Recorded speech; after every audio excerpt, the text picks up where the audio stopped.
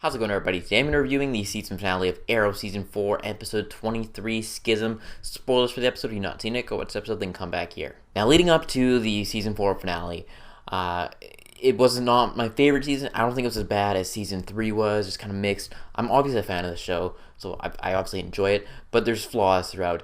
And this episode, again, was kind of a mixed bag for me.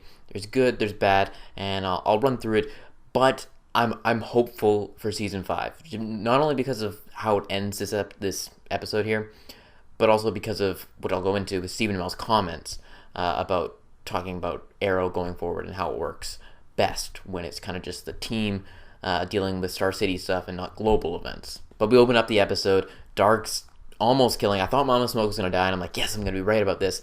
Turns out she's all good, and we get Thea threatening Dark's daughter at that scene, which of course leads to some repercussions down the line. But we have that scene, Oliver fending off all Hive agents, and some good fight stuff happening there. And of course, Dark escapes with the nuke codes, and he's got his daughter back as well.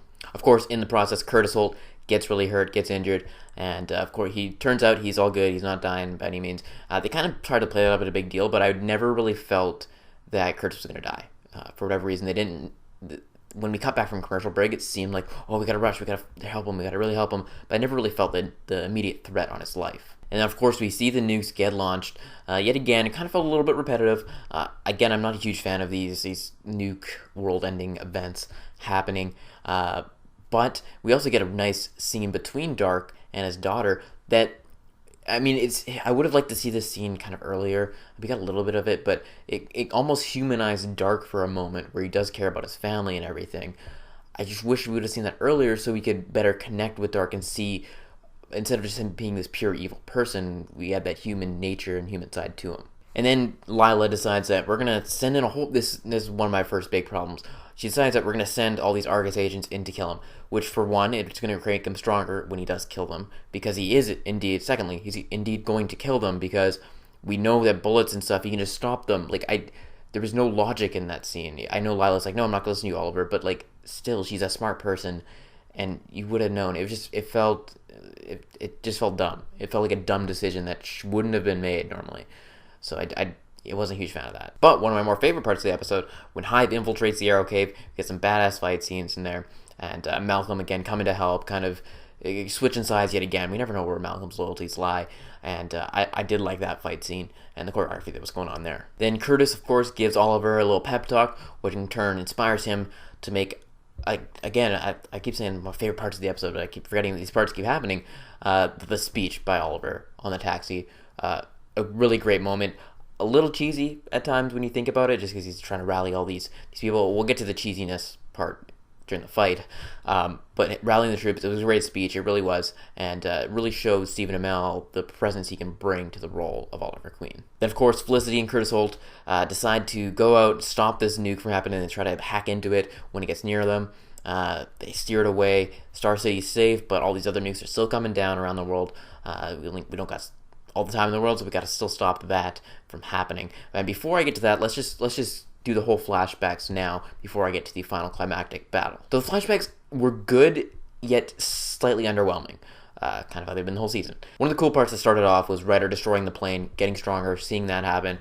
One of the more lackluster parts was the actual fight between Ryder and Tiana. It just didn't work for me at all. It was super quick, and the threat of Ryder did not feel like it was earned at all, mind you.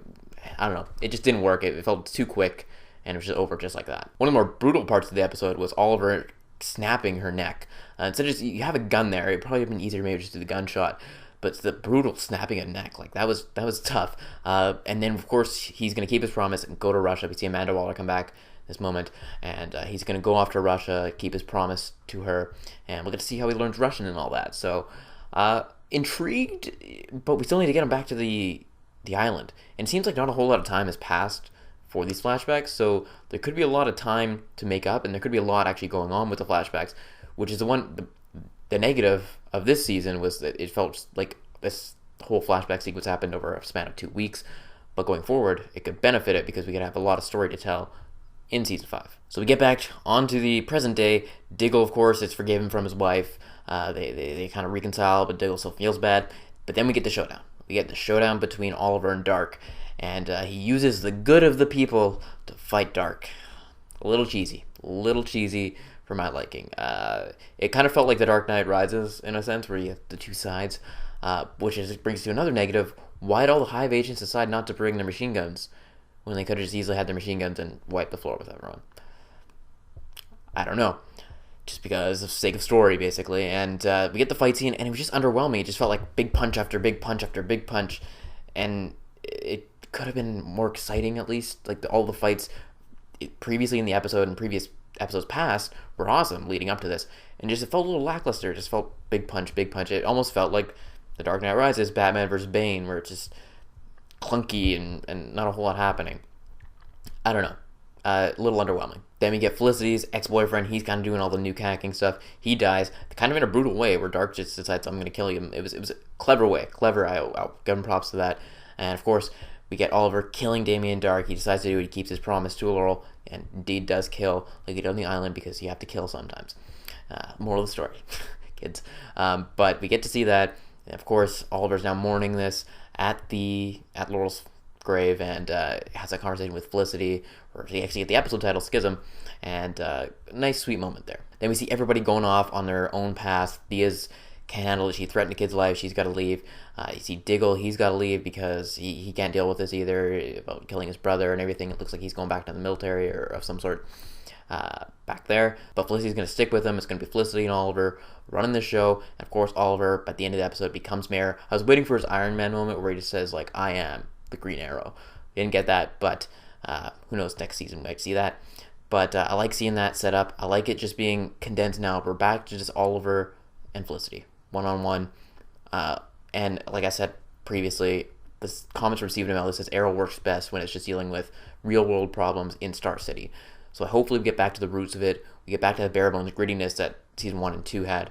Maybe see Slade Wilson back. So, and again, if you see in the Flash finale, maybe stuff that happens in the Flash finale affects Arrow in some way. Remains to be seen. I'm hopeful for Season 5. It doesn't like leave you with like, oh, I can't wait for Season 5 like I believe the Flash finale did for Season 3.